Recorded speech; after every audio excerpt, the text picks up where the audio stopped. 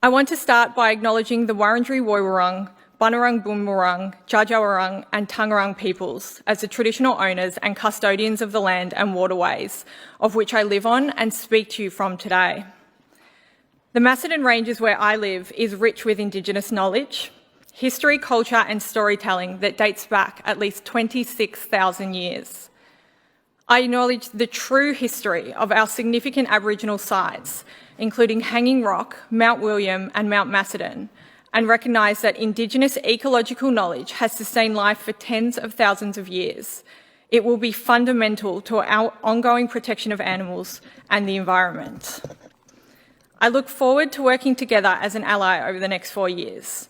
Indigenous sovereignty was never ceded. This means this was and always will be Aboriginal land. President, it has been said that the greatest threat to our planet is the belief that someone else will save it. I was just 4 years old when I locked eyes with a sow on a truck.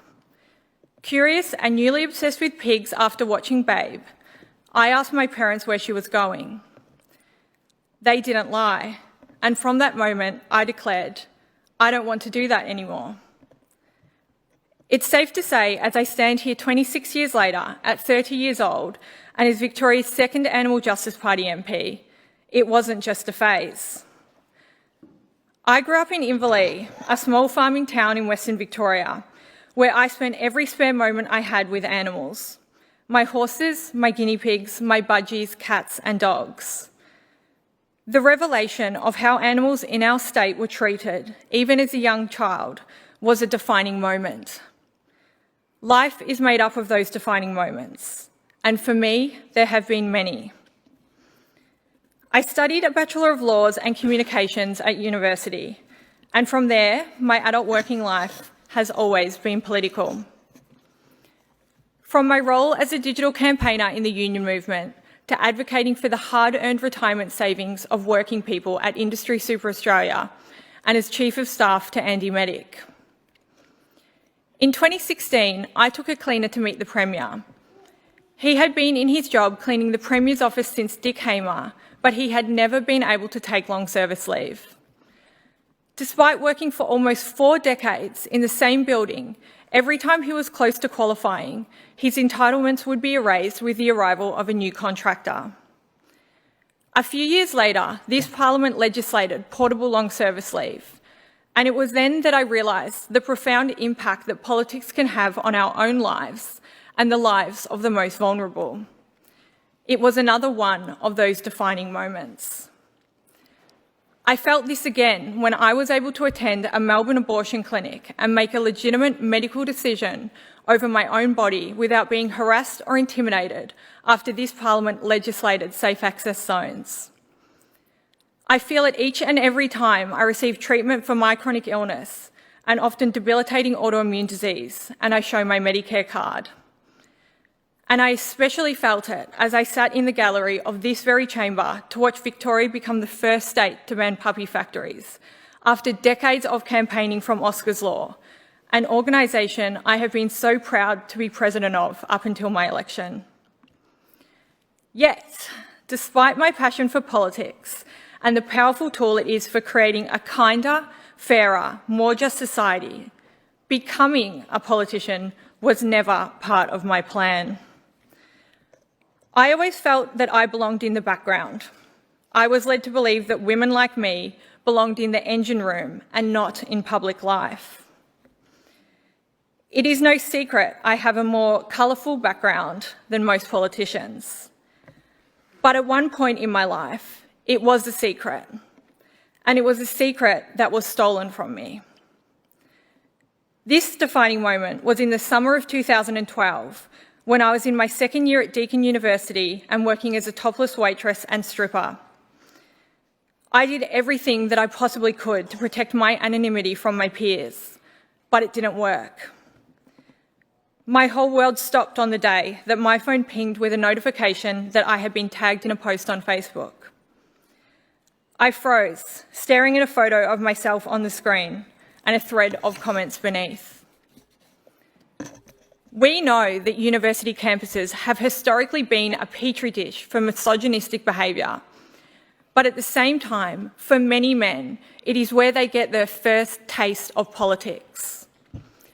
While they get a short course in the tenets of power, women are delegitimised, and I had become one of them. Being outed is the most severe of betrayals. Because of one person's fleeting decision to take away my consent and my autonomy, I felt that my life was no longer worth living. They stole 10 years from me, with my past constantly hanging over my head like a dark cloud, living in fear every single day that it would resurface. But here I stand today, the youngest woman in this parliament, owning my story, proud of my past, and ready for my future. I now know that my experiences bring a unique perspective to this place and the ability to consider matters with kindness, empathy, and compassion. What I once perceived as one of my biggest weaknesses, I now know is one of my biggest strengths. And with a new generation of women coming into our parliaments, I hope they can look to me and see that their past will never define their future. Despite my hesitancy to become a politician myself, I am driven by a passion that is much higher, representing a constituency that is so vulnerable and so often forgotten in this place. The decisions made in the halls and chambers of Parliament impact the lives of animals every day, yet they are so rarely considered. It is my job to change that. Our lives are often full of firsts too. The first horse I saw die in a jumps race 10 years ago was named Fergus McIver. He was a beautiful bay gelding killed at the final hurdle, his life cut tragically short at just 5 years old for gambling profits. Dozens of horses have been killed in jumps races in Victoria since then, and with South Australia moving to outlaw jumps racing last year, we are now the only state left in the country to continue this cruel pastime. It is something we should not only be ashamed of, but motivated to fix. The first duck I ever scooped up into my arms was wounded, bleeding but still alive, and her little body was scattered with shotgun pellets. Victoria's wetlands are peaceful sanctuaries for our native wildlife year-round, until the third weekend in March comes by, and suddenly they become a bloodbath. Despite New South Wales and Queensland banning duck shooting decades ago, and Western Australia before I was even born, Victoria, the so-called progressive state, still continues an annual recreational slaughter on our native water birds. The first greyhound I met was named Blue. He was dorky and lovable, but carried the trauma of the racing industry with him. We are only 1 month into 2023, yet our state is first place on the leaderboard for on-track deaths and injuries. So far this year, 6 gentle, docile dogs have been killed with broken legs and broken spines on Victorian racetracks. In their final moments, I am sure they knew nothing but confusion and fear. I would like to tell you about how many dogs and puppies die off the track in Victoria, but the truth is, I don't know. Nobody knows.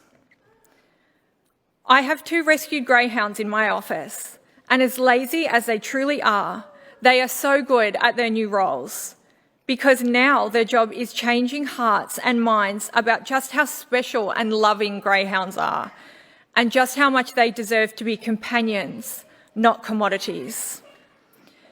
Pat them the wrong way and they will shake and scream. And look them in the eyes and they will tell you exactly how they feel about their past. You see, many people say that animals are voiceless, but that just is not the case. When the pig in a sow stall tries to make a nest for her piglets on nothing but concrete, she is speaking to us. When the hen in a battery cage attempts to dust bathe in her packed wire cage, She is speaking to us. When the bobby calf cries out for his mum on the way to the abattoir, he is speaking to us. And when the millions of newborn lambs shiver to death without shelter in freezing winter elements, they are speaking to us. They are all speaking to us, screaming out to us, asking us for help every minute of every day. We are just not listening to them. To meet our growing population's demand for protein, we are factory farming animals at a rate so rapid it is destroying our planet and wreaking havoc on our environment. When our state isn't on fire, it's ravaged with floods. Yet we focus on keeping the man-made machines that destroy our very home oiled, instead of taking on the solutions that stare us in the face. Habitat is destroyed to build factory farms or to make way for introduced grazing animals, and we allow one of the biggest climate culprits, the animal agriculture industry, to produce more emissions than all forms of transport in the world combined, as we all look away. Our insistence on treating animals as commodities sees them live a life of misery and of suffering until they pay the ultimate painful price with their lives. In fact, since I began speaking today, almost 140,000 animals have been slaughtered for food in Victoria.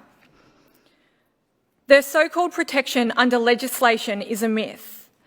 It is a great lie, with nothing but voluntary codes of practice, loopholes and exemptions that legally permit mutilation that would be illegal if done to our cats or our dogs. When it comes to the way we treat animals, their biggest threat is our own perception. Charles Miguel said, "Ask experimenters why they test on animals, and the answer is because they are like us. Ask experimenters why it's morally acceptable to test on animals, and the answer is because they are not like us." People love to ask me about my companion sheep, and when they do, I say, which one? Because they are all so different, but with one thing in common: the desire to just live. They wag their tails and they know their names, while people say they are just like dogs. But they are not. They are like sheep. For the past 7 years, I've called the beautiful Macedon Ranges my home. It is a community that I am now so proud to represent. There is a lot to love about Northern Victoria, and what is perhaps most special to me is the local wildlife. But each and every day, their ability to survive becomes harder. It is the same story across the whole state. Their homes are being rapidly destroyed and cleared, leaving them to be dispersed onto roads and public places where they are killed or injured in the thousands. The tired volunteers left to care for or euthanize them are left traumatised, and their workload only increases by the day. We are facing a dangerous narrative of our Indigenous animals being seen as pests, despite being native to this state. Instead of learning to coexist with our wildlife, they are slaughtered en masse under commercial shooting programs under the cover of night or by private permits. We are in an extinction crisis, and if we don't act, there is nothing we can do to bring our precious native animals back. As Bradley Trevor-Green warned, for wildlife, we are their greatest enemy and their only hope. These wonderful creatures will not argue their case. They will not put up a fight. They will not beg for reprieve. They will not say goodbye. They will not cry out. They will just vanish. And after they are gone, there will be silence. There will be stillness. And there will be empty places. And nothing you can say will change this. But there is something we can do here in this place to change the course for animals in Victoria. In this place, words do matter. And while I speak each word with conviction here today, know that it is not my own legacy I plan to impress upon this place, but rather a legacy that leaves behind a kinder Victoria. For the dogs and cats in pounds that are killed when there is another option. For the pregnant ewes giving birth prematurely out of fear and stress on a truck to slaughter. For the displaced kangaroos who hop through the sunset looking for food, only to be shot at nightfall and have their babies legally bludgeoned on a tow bar. For the rabbits who, through our folly, are divided into groups of those we deem worthy of companionship as our pets and those we choose to lock up in laboratories or factory farms with zero protection under the law. For the pigs, smarter than dogs, with likeness to 3-year-old children, that are being lowered into gas chambers, considered best practice by the pork industry before having their throats slit. To fight the secrecy, the legalised cruelty, the lack of morality, and the belief they are here for us when they are really here with us. Animal rights are intrinsically linked to human rights. By protecting them, we are protecting all of us. I'm here to change the idea that offering kindness to animals is somehow extreme. As Maya Angelou said, it takes courage to be kind. In politics, many see kindness as weakness, but I think it is one of the most honourable and important traits for us all to possess. So, to my colleagues in this chamber, I hope over the next 4 years we can all find it within ourselves to just be a bit more kind to animals, to people, to the planet, to each other, and to the animals of Victoria. Despite your suffering in the shadows, I see you. Despite speaking a different language, I hear you. As long as I have the honour and the privilege of being a member in this place, I will fight for you. And while your situation is so dire, with all of our supporters behind me, I am filled with hope for the future. Thank you.